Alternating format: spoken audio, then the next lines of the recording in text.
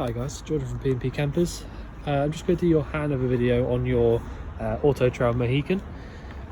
So, have a little look under the bonnet. We've got your engine battery over here on the left hand side, brake fluid attached to the servo down the back, power steering fluid just here at the front in this reservoir, engine oil gets topped up through this little cap at the top, and your actual dipstick for the engine oil is just this red top one here at the front. Your engine coolant sits up here in this reservoir at the top. Air filter sits inside this box here, and your washer fluid sits inside this blue reservoir on the right hand side. The chassis plate for this van is this one here, or you can go off this one as well. So I think actually it's better to go off this one because that's your Alco chassis number, or chassis weight, sorry. So there you go. Right, so your diesel filling point is this one just here, and you open that up just by pushing on the left hand side. So carry on to the near side now, so the passenger side, not too much really to show you inside the door. Comes with this little step just here as well. These two vents just here, again on your near side, are for your fridge. So if you have the fridge lit on gas, which I do at the moment, I can feel warm air coming out through this top vent. Cupboard door just there on the outside, it's just sort of storage. Same for at the back just there as well. You've got a 3-bike rack, so you can have, well, you've got the two handles at the top actually, so you can have two on there. There's only two of these rungs that have got these clamps on them anyway, so just a 2-bike rack there, and your ladder is there already. Tow bar is already pre-fitted to the vehicle, which is always good because they have to be fabricated to be fitted, so that is always handy. Your toilet cassette is this one just here, so your flush fluid is this one just here at the top. So if you open that up, I have cleaned this out, or basically drained the entire thing out and topped it, oh, that was stupid, and topped it back up again with the flush fluid that it needs. But the flush fluid is essentially just a mixture of the pink fluid with water. Has to be pre-mixed because it doesn't mix up inside the locker if you don't pre-mix it. And you've got this little gauge just here on the left hand side to show you how far up it needs to be. Push down on this little yellow lever just here so you can actually pull the cassette out. And then basically when you come to emptying it, you need to take off this cap just here and then hold the yellow switch at the very back whilst you're draining it off. That's your toilet cassette locker, nice and easy. Your hookup and battery locker is this one just here. So this is your leisure battery just here. If you want to have your hookup plugged in, you can literally plug it in there and have it hanging out through this little hole just here, and you can also shut the locker whilst the hookup's still plugged in because you've got that little divot just there. So that's always handy. So the hookup there will give you access to using anything on your 3-pin sockets, things like that dotted around the van. Will only work when you have it like that. Your Carver water heater is this vent just here. So if you have that lit up, you'll be able to feel hot air coming out through the top of this vent. And also your fresh water inlet is this one just here.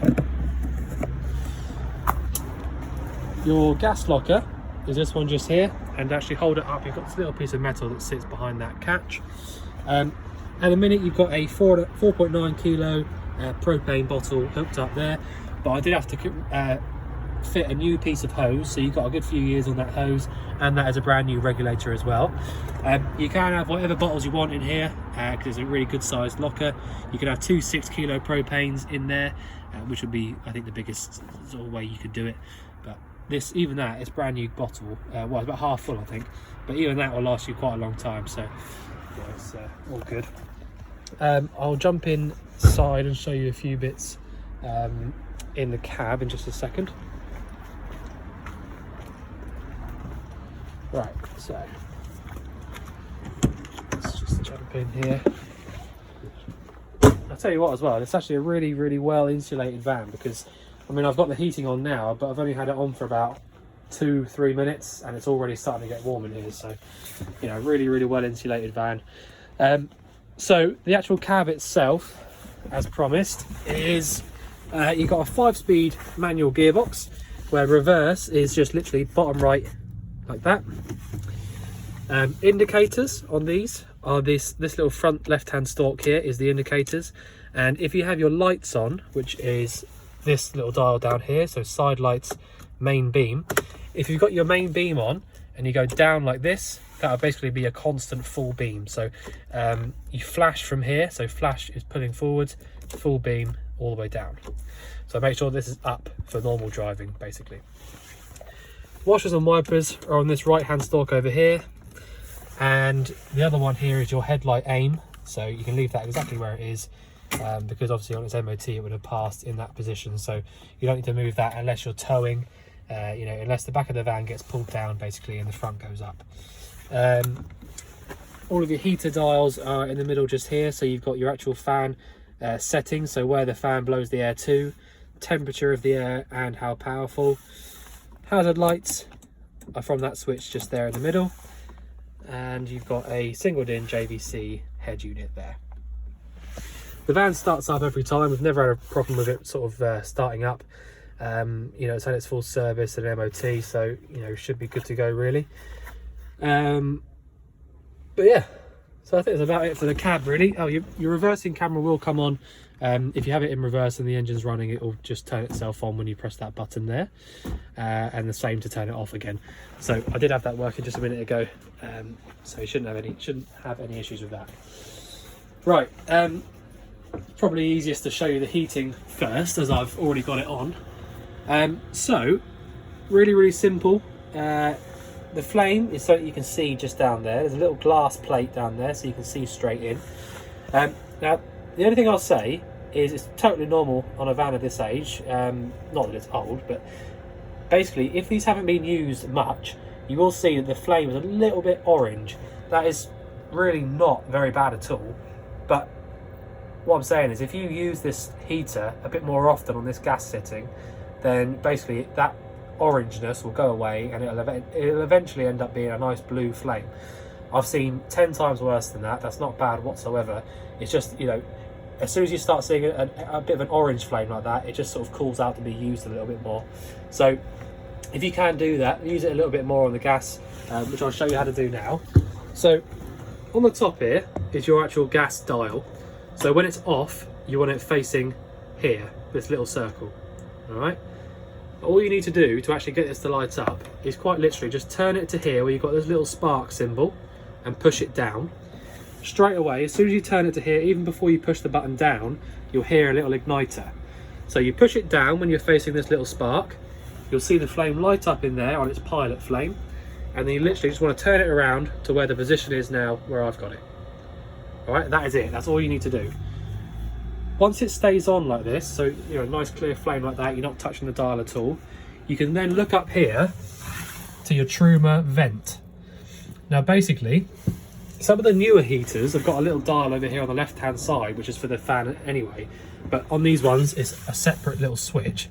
So once you've got that heating on, you've got Truma vent, so you want to click this button up where it is now, and you've got 1 to 5. Now that literally is just a little fan just behind this heater, which you can probably see inside here, although it's a bit dark. Yeah, so essentially, as soon as you turn that Truma vent on, or any little vent around the van that looks like this will be blowing hot air. And I can feel that already. There's nice hot air blowing out from there. So that is literally all you need to do. Pop your heating on in the way that I showed you to do it just then, and then just pop your Truma vent on, and after about 20 minutes, half an hour, your van will be nice and hot inside. So you've got these two down here in the middle, and you should also have one out the back here in the bathroom. There you go, down here, which by the way, I've just noticed that must be the first vent in the line of the vents. So if you want to heat the van up quicker, I would advise you to wedge this door open with something, because that's blowing out lots of really nice hot air. So just bear that in mind. Bathroom heats up quickest. Right, so that's heating. What else have we got? So over here is your control panel. So in the position that it's in at the moment, you've got 12.2 written up on the actual top, which is the current voltage in the leisure battery. All right, we know that because we've got this little caravan switch on. Actually, let me just see if I can switch some lights on. One sec. What have we got under here? Ah, there you go. Lovely. Right. So, current voltage sits up the top here. So this little switch here with a little caravan on it is basically saying that anything 12 volt at the moment is being powered from your leisure battery. All right, so that's basically your main on and off switch, that one just there.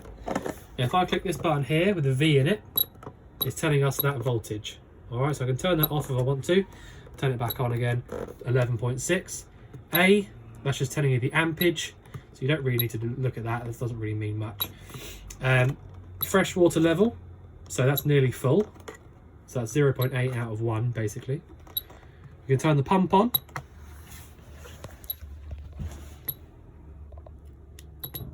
Like that. So you get that little light just there telling you that the pump's on. So this is going to be the first thing you want to do when you come into the van. If you want to use it, like, you know, with your hot water and things like that, pump switch goes on and then pour your hot water. And basically just wait for that to come through nice and clearly.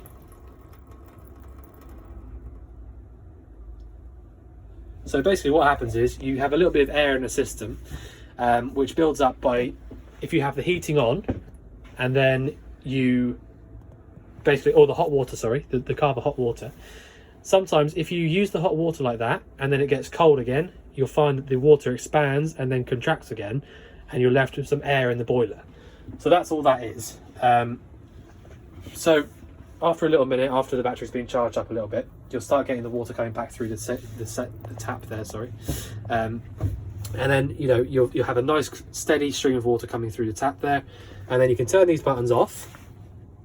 So that will take a little minute after you've got a bit more power in the battery. The reason they don't have much power here is because they sit around here for ages. So after you've driven it for a little while or hooked it up for a little while is even better. You know, you'll have a lot, you know, all your power back again. Right, so that's your pump. Okay, so if you want to heat the water up, once you've done that and filled the boiler up, you can literally press this button here. Carbo water heater will light straight up, and you can go around and check it if you want to by putting your hand over that vent like I told you. Turn it off just by doing that. If you have a hookup cable plugged in, that's great for a lot of different reasons. One, the voltage here will be around sort of 14 volts rather than 11. Two, you can use your heating, your hot water, sorry, on your mains, which is this switch just here. You'll be able to use all of your plug sockets, your 3-pin sockets, and also your fridge works on 240 volts as well. So if you have access to having a hookup cable into the van, even when you're not using it, perhaps at home or whatever, that is handy. But also if you have a hookup cable at your campsite that you can plug into, then it really does make all the difference. Obviously it's a van that you can use on gas for everything as well, but you know, it's just up to you. So that's all of that lot over there. So heating's still on, and you can see actually already that flame, I don't know if you can tell, but the flame's already gone a nicer sort of blue colour rather than that orange. So, you know, already after it being on for about 20 minutes, it's already sort of burning off any of that sort of loose dust inside there. So that's what I'm saying. If you use that a bit more often on gas, then you'll be, it'll be much better. Right, the fridge itself is really quite easy. I've got it lit up on gas at the moment, and the way that you can tell is you can open up this little actual fridge door and then look down there and you see the blue flame inside there. So that's one way of knowing straight away if your gas is lit. Another way of knowing is if you've got this igniter switch on like I do at the moment and there's no clicking happening, then that means that the flame is lit. All right, so you can have a look through the hole, which is obviously the first thing you want to do. If you can't see anything through there, but this isn't clicking, but it's on, then you can also go around to the outside and put your hand over the vent and just double check. But really simple. I'll just switch it off now. Igniter starts going straight away because it notices there's no burning gas there anymore. And if I want to light it up, I'll turn this button on and then just basically turn this and push it around. So that lights straight up. I heard the igniter stop straight away, and then just slowly let this out and it stays on. So So after a good couple of hours, that will cool down, you know, exactly how you want it to, and you'll be able to start using it on the, you know, popping things in it and cooling them down as well.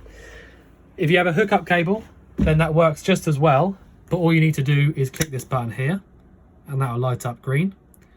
And if your engine's running, then you can also, it doesn't cool the fridge down on its own, it only keeps the temperature, but you can use this little switch just over here. Sometimes they illuminate, sometimes they don't. It's just a thing that they do, really. But yeah, so you need to get the fridge cold first, either via the gas or the electric hookup, and then only use this as you're driving, basically. So when you get to where you're going, you need to switch back to either one of these two afterwards. So I'll just turn it back off again. So that's your fridge. You've got a 4-burner hob down here. So the ignition for all of those is this one over here. I might just say as well, this is in really, really good nick. Sometimes they get a bit sort of rusty and a bit sticky to use, but when I was going through and making sure this all worked, it actually works beautifully. You know, there's nothing funny about it at all. So the only thing I'll say is that with these grills, every now and again you'll find that when you try and light it up, if you try and go full blast on it, it can be a little bit sort of chuffy, a little bit poppy. So my advice to you, it's just a personal preference thing, is when you try and light this up, the grill, one, obviously have the door wide open and anything out from inside. But if you just try it first by turning it all the way down to the bottom here, push that button in and light it up then, rather than lighting it up directly on the main flame. Once it's lit up, you can then turn it around to the main flame if you want to, but just my advice. It's not that there's anything wrong with it, it's just that they do come through a little bit, you know, a bit fast. So just try it on the lower setting first. The oven, totally fine. You know, you can just do that wherever you want to, and obviously all the 4 burners as well. But just that grill, just keep your eye on that. If you light the grill up, sometimes they can come through a little bit fast. You know, even for me doing that. So just try it on the lower setting first and then turn it up afterwards. But you know, it all works exactly as it should. So that's that there. I'll pop that down. I don't need to show you those working because it's just like any household cooker, to be honest. In this lower cupboard down here, you might have a couple of bits. No. Sorry, it's a bit dark. I'll try and pop some lights on in the bathroom. Right. So in the bathroom, you've got a couple of nice new lights, by the way, which actually light up quite nicely. Shower is in here, and you have also got a little light inside the shower. Turn the shower on literally just by turning that dial, just that knob just there. I don't have to show you that because it's so easy. But essentially, once you've heated your water up from that Carver system, you'll be able to use it from that tap just there. Quite a lot of storage just inside this cupboard here, but that is what it is for. It's just storage, nothing else. Close that properly. Sink in here again, I don't really need to show you that. It is exactly the same sink as in the kitchen, but you've got hot on the left, cold on the right. The toilet, you've got a bench seat toilet, which is good because it means you get the larger size cassette outside. To actually use it is nice and easy. To empty it out, you turn this and that opens the flap down there straight into the cassette, and to actually make it flush, push the button down. So you get your pink fluid there, drain it out, and then close the flap back over. It's important to remember to close the flap back over for 2 reasons. One, if you don't close the flap back over, after half an hour or so, you'll get a nice horrible smell coming into the bathroom, obviously because the cassette is, you know, there's a hole straight through into the cassette. Also, if you leave the flap open and you try and take the cassette out from outside, you'll find that it won't come out any further than 2 inches. And it basically locks it in place. So that's just something to bear in mind. Other than that, it's pretty simple stuff in there. Right, the microwave only works when the hookup's plugged in, so that's another reason why it'd be handy to have a hookup plugged into the van. But other than that, it's all pretty good. Right, so I think that's about all I can show you. Only other thing to point out is really important. It's not so important in here because you haven't got the combi boiler, which is on the newer vans, but make sure that you have all of these wide open, these little vents around the van. Make sure that they're open rather than closed up, because if you put that vent on, you sort of get a bit of back pressure and it's sort of no good. So just make sure that you leave that on when you can. But otherwise, yeah, I mean, I'm sat here now, it's literally about 4 or 5 degrees outside, if not less, and it's actually really warm in here. So that heating system works brilliantly well. So yeah, right, I think I've shown you everything I can. If you think there's anything I've missed out or anything you want covering again or whatever, just let us know.